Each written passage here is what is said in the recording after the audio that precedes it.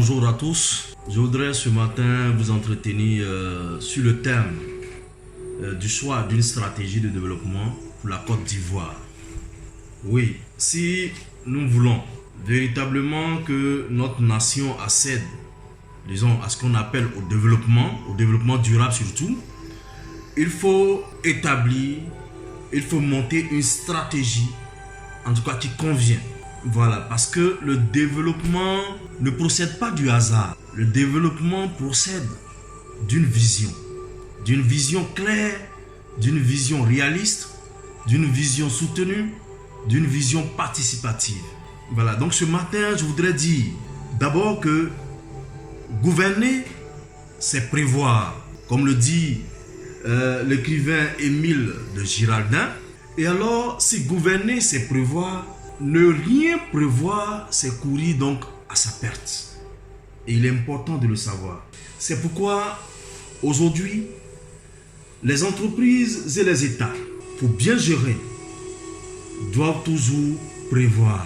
Et prévoir, c'est définir une stratégie de développement durable, équilibrée et globale, qui pourrait nous porter vers un développement sûr, d'un développement continu, mais surtout d'un développement périn, d'un développement durable.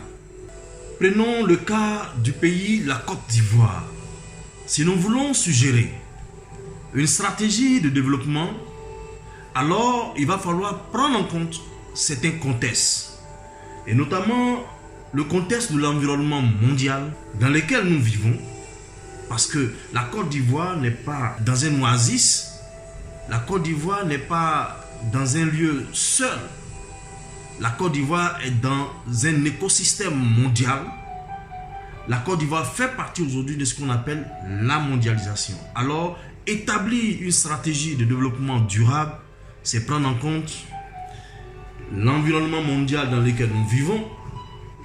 C'est ensuite évaluer les forces et les faiblesses de notre pays. Analysons l'environnement mondial actuel, c'est-à-dire quelles sont les principales caractéristiques du 21e siècle dans lequel nous sommes.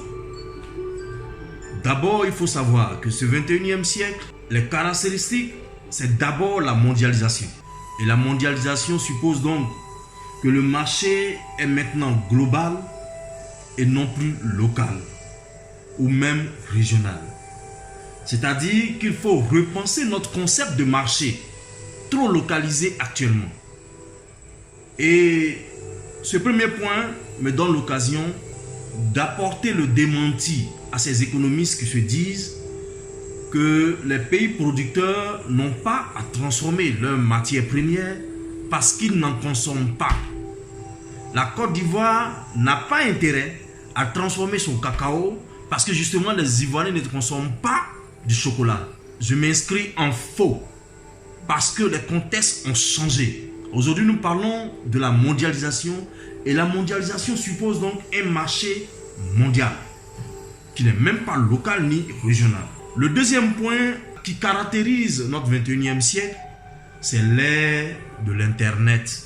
Ce point-ci nous permet de constater qu'aujourd'hui, que grâce à l'Internet, des grands groupes comme Amazon, Alibaba, Jumia aujourd'hui en Côte d'Ivoire, qui sont connectés, permettent donc de vendre et d'acheter sans se déplacer.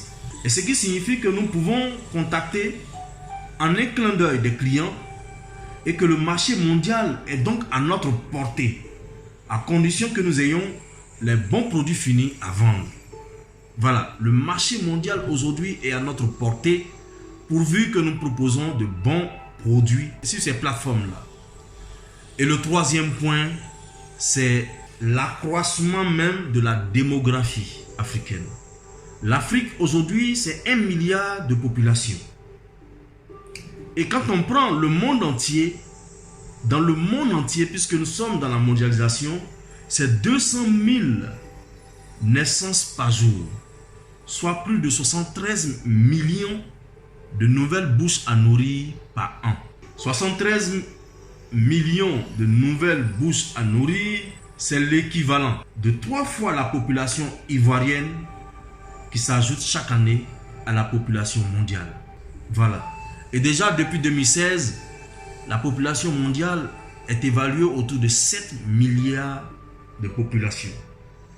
C'est dit donc que le marché mondial actuel que nous devons viser est un marché colossal, un marché énorme, un marché de 7 milliards de personnes qu'il faut donc nourrir.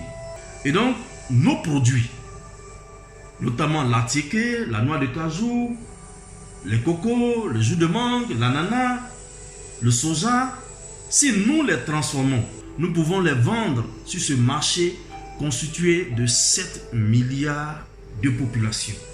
Parlons maintenant du monde financier. Il faut savoir donc, en quatrième point, les caractéristiques de notre 21e siècle. Actuellement, les capitaux sont abondants et bon marché. Notons qu'une grande partie de ces capitaux abondants et très bon marché ne demandent qu'à investir dans les pays qui ont une vision noble, qui ont une nouvelle vision, qui ont une bonne vision. Une vision qui consiste à ne pas avoir trop de tasses et de réglementations, qui paralyse les investissements et qui empêche donc l'investissement. Ce qui est le cas de la France, considérée aujourd'hui comme un enfer fiscal, trop taxé. L'autre point qu'il faut noter, les caractéristiques de notre 21e siècle. Nous avons parlé de la mondialisation, qui est une des caractéristiques de notre 21e siècle. Nous avons parlé de l'ère de l'Internet, qui favorise aussi l'accès au monde, l'accès au marché mondial. Nous avons parlé de l'accroissement démographique. Nous avons dit que notre monde enregistre 200 000 naissances par jour, ce qui suppose que nous avons 73 millions de bouches à nourrir chaque année. Nouvelles bouches à nourrir chaque année. Nous avons parlé des capitaux qui sont abondants en Europe, en Asie, en Amérique, et qui peuvent venir investir si et seulement si une nation accepte d'avoir une bonne vision de développement. Maintenant, nous allons parler d'une des caractéristiques aussi de notre monde, qui est la crise des migrants. Oui, cette crise incite les pays européens aujourd'hui à fournir des fonds pour résoudre le problème des migrants, si possible à la source. Et donc, dans ce contexte, si notre pays, la Côte d'Ivoire, se développe très fortement et crée ainsi le plein emploi pour tous, la Côte d'Ivoire donc va pouvoir devenir un pays d'accueil pour des millions d'Africains qui n'auront plus besoin d'émigrer vers l'Europe pour chercher du travail. D'ailleurs, ce n'est pas les atouts qui manquent à la Côte d'Ivoire. Alors, parlons même de ces atouts. Les atouts de la Côte d'Ivoire. D'abord, parlons des ressources naturelles qui sont si abondantes en Côte d'Ivoire. La Côte d'Ivoire, il faut le redire, est une terre bénie de Dieu. Outre les énormes ressources, la Côte d'Ivoire ne connaît aucune calamité naturelle, ni tremblement de terre, ni volcan, ni tsunami, comme ce qui se passe ailleurs. La main-d'œuvre est abondante et jeune. En effet, 60% de la population ivoirienne a moins de 30 ans. Enfin, la situation même de notre nation, la Côte d'Ivoire, est très stratégique en Afrique. La Côte d'Ivoire est située à mi-chemin entre l'Afrique du Nord et l'Afrique du Sud. Et elle possède deux grands ports qui lui permettent d'acheminer directement ses produits finis dans le monde entier et devenir ainsi un hub commercial pour les pays africains environnants. C'est la porte d'entrée de l'Afrique.